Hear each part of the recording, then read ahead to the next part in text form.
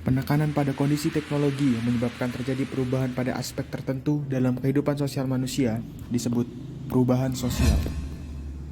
Teknologi sekarang ini berjalan sangat cepat sekali. Dan teknologi yang kita butuhkan untuk pemulihan ekonomi nasional mungkin saja belum diproduksi di dalam negeri.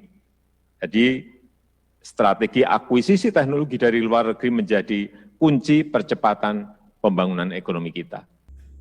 Perubahan sosial sendiri dapat diartikan sebagai berubahnya suatu kondisi, misalnya nilai, sikap, serta pola perilaku yang terjadi dalam suatu lingkungan masyarakat yang dipengaruhi oleh faktor tertentu. Perubahan sosial bisa dipahami sebagai suatu proses berubahnya struktur atau tatanan dalam masyarakat dan anggota masyarakat ikut mengalaminya.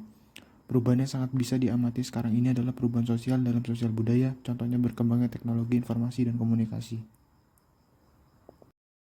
Terdapat contoh teknologi yang sudah tidak digunakan di era modern ini dikarenakan sudah tidak relevan jika digunakan di zaman sekarang. Contohnya adalah wartel atau warung telepon, merupakan salah satu bisnis yang eksis pada era 2000-an. Karena saat itu pengguna HP masih terbatas sehingga wartel menjadi salah satu solusi untuk alat komunikasi saat itu. Namun, seiring dengan keberadaan ponsel yang harganya ekonomis dan kartu seluler, bisnis ini pun makin sepi dari waktu ke waktu. Bahkan banyak yang gulung tikar. Apalagi di era sekarang, di mana ponsel pintar makin merajalela dan lebih efisien semakin membuat bisnis wartel ini sudah nggak akan laku lagi.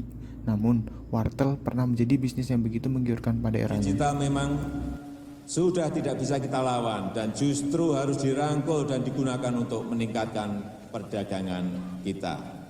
Digitalisasi memang tidak bisa dilawan, namun digitalisasi bisa dimanfaatkan jika kita mengetahui apa yang bisa dimanfaatkan. Terdapat contoh perusahaan yang tidak bisa memanfaatkan digitalisasi yaitu Nokia. Ada masanya ponsel Nokia memberikan nilai prestis pada si pemakainya. Brand ini sempat mengenyam masa kejayaan dan memiliki citra eksklusif di mata masyarakat.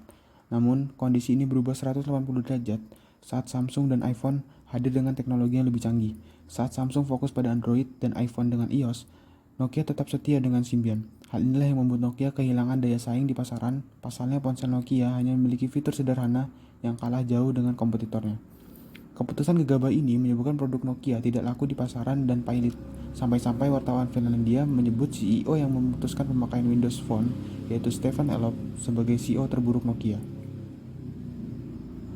Tidak mau mengikuti zaman atau tren dan diam di situ-situ saja dengan nama besar tidak cukup untuk bertahan dalam suatu perusahaan. Dan itu terjadi di perusahaan Nokia.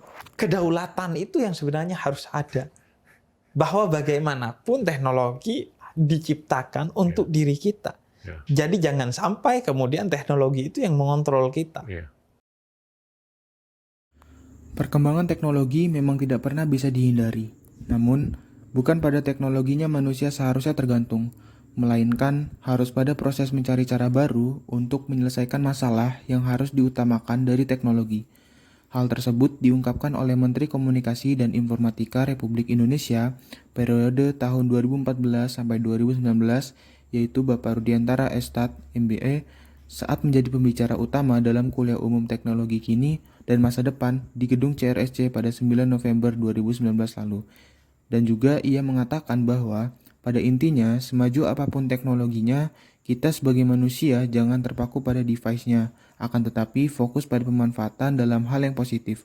Bagaimana caranya kita memanfaatkan teknologi dengan mencari cara baru, proses baru untuk menyelesaikan masalah, bukan malah sebaliknya.